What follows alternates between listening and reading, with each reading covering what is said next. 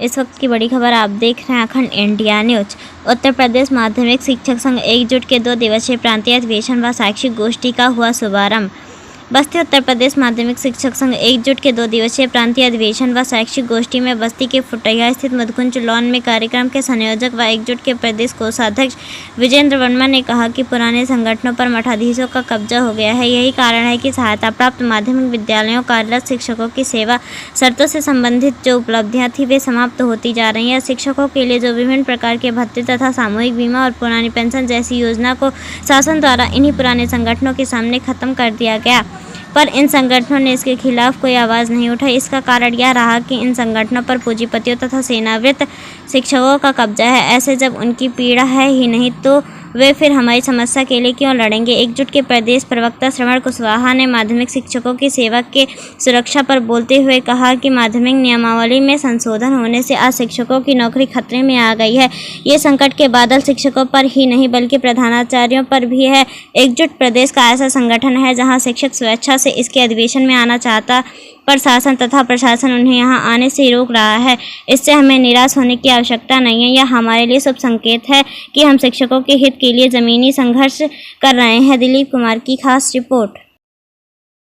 उनसे भी मैं आग्रह करता हूँ, इस सेवा सुरक्षा केवल शिक्षक की नहीं खत्म हुई है और शिक्षक की परिभाषा में प्रधानाचार्य भी शामिल है और शिक्षक भी शामिल है। बहुत सारे प्रधानाचार्यों ने प्रदेश के, बहुत सारे अध्यक्ष ने और बहुत सारे प्रबंधकों ने हजारों शिक्षकों को आने से रोका है। कई लोग तो बैग लेकर रास्ते से लौटे हैं। ये दुखद है और उत्तर प्रदेश के इतिहास में पहली बार हो रहा है कि किसी सम्मेलन में शिक्षक जाना चाहता है लेकिन उसको जबरदस्ती रोका जा रहा है। आज तक आपने ये देखा होगा कि शिक्षक जाना नहीं चाहता, उसको जबरदस्ती ठेल के पहुंचाया जाता है। यही देखा है आज तक, लेकिन उसके उलट हो रहा है। इसका मतलब कुछ बदलाव हो रहा है और ये बदलाव शुभ संकेत है आपके लिए और हमारे लिए कि अब शिक्षक, जो युवा आज तक संगठन का नाम सुनते ही बिरक जाता था, संगठन का नाम सुनते ही अगल बगल निकल लेता था कि कौन बवाल में पड़े, कौन सुने इनकी बात, आज जब वो उत्तर प्रदेश माध्यमिक शिक्षक संघ एकजुट का नाम सुनता है तो बड़ी सम्मान के साथ आता है और स्वागत करता है और बात भी सुनता है। धीरे धीरे ही सही, जो संगठन का एक रुतबा था किसी समय में हम लोग सुना करते हैं, हमारे प्रांतीय संरक्षक बैठे हैं यहाँ, लगभग हमारे बीच में आज के विशिष्ट अतिथि श्री कौस्तुभ कुमार सिंह जी हमारे बीच में आ चुके हैं। मैं पूरी प्रदेश कार्यकारिणी और यहाँ उपस्थित पूरे शिक्षक जन समूह के माध्यम से आपका हार्दिक स्वागत, अभिनंदन एवं वंदन करता हूँ। आपको बता दें कि आज कुछ यहाँ से सार्वजनिक चीजें हैं, उनको लेकर के जाइए अपनी इकाइयों में, उनमें विस्तृत रूप से चर्चा करेंगे, ऐसा इस संगठन का मानना है। आज के इस कार्यक्रम का जो मूल उद्देश्य है, जिसको लेकर के हम लोगों ने ये कार्यक्रम का आयोजन किया था, उसकी जड़ में हम आपकी और सभी की सेवा सुरक्षा की मूल भावना है। हम सेवा सुरक्षा को कैसे बहाल कराएंगे, इसको लेकर के लगातार आंदोलन करने की जरूरत पड़ेगी। ये कोई 1 दिन 2 दिन के कार्यक्रमों से ये निस्तारित होने वाला नहीं है। तो मैं उन साथियों को आगाह करना चाहता हूं जो अब भी ये मुगालते में हो कि हम एक दिन जाएंगे और ये सेवा सुरक्षा वापस मिलेगी, तो इस मुगालते में हमको, आपको, किसी को नहीं रहना है। हमको संघर्ष लगातार करना है। हम लोगों ने पिछले 23 मार्च 2024 को शिक्षा निदेशक कार्यालय का घेराव किया। 3000 शिक्षकों के साथ में एक ऐतिहासिक घेराव आप सबने किया था और उस ऐतिहासिक घेराव ने ये बता दिया था कि अब ये नौजवान शिक्षकों ने अंगड़ाई ले ली है, आप सचेत हो जाइए, सरकार को ये संदेश देने का कार्य किया था।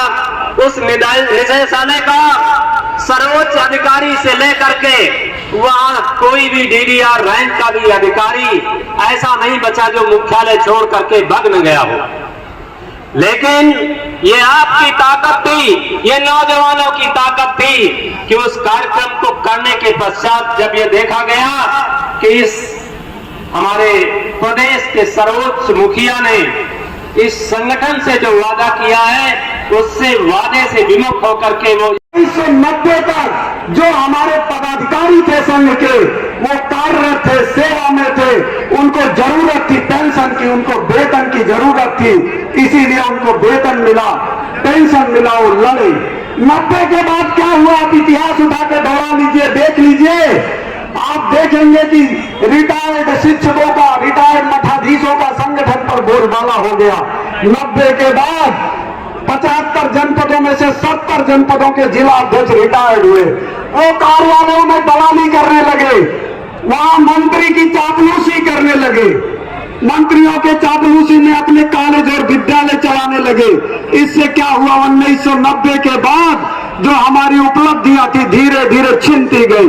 2005 में पेंशन खत्म हुआ, आगे तमाम तरीके के भत्ते खत्म हो गए, सामूहिक बीमा खत्म हो गई, वित्त विहीन विद्यालय कुकुरमुत्ते की तरह फैल गए। इससे हमारे सरकारी स्कूल में संख्या कम हो गई।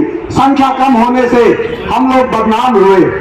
और मैं बताना चाहता हूं, जो संघर्ष की धार थी वो रिटायर्ड शिक्षकों के संगठन पर कब्जा होने की वजह से वो संघर्ष की धार कम हो गई।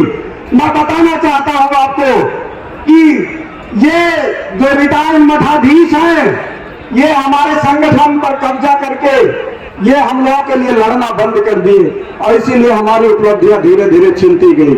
साथियों, इसी सब को ध्यान में रख करके हम लोगों ने सन 2016 में पूरे उत्तर प्रदेश में अटेवा की स्थापना की, क्योंकि हम उससे पेंशन की लड़ाई लड़ रहे।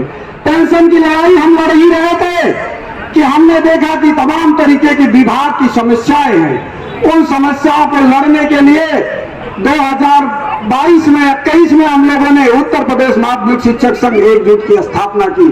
हमारे पास 2 बैनर है, एक तो पेंशन की लड़ाई हम अटेवा के बैनर तले लड़ते हैं और माध्यमिक शिक्षक संघ की समस्याओं की लड़ाई हम एकजुट के बैनर तले लड़ते हैं।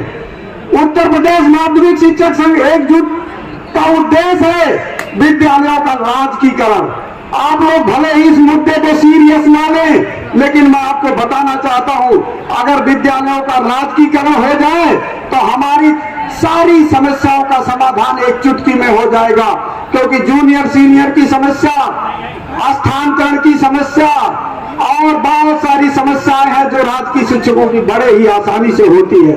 अभी आपने देखा जून में स्थानांतरण की प्रक्रिया चली, जिसमें हमारे अशासकीय विद्यालय के साथी बहुत परेशान हुए। वहीं पे राजकीय विद्यालयों के साथियों का बिना किसी शुल्क के बहुत ही आराम से हो गया। इसीलिए उत्तर प्रदेश माध्यमिक शिक्षक संघ एकजुट राजकीकरण की लड़ाई को नंबर 1 स्थान देता है और इसके लिए लगातार संघर्ष कर रहा है। अभी हाल ही में आपने देखा कि हमारे संघर्षों के परिणाम स्वरूप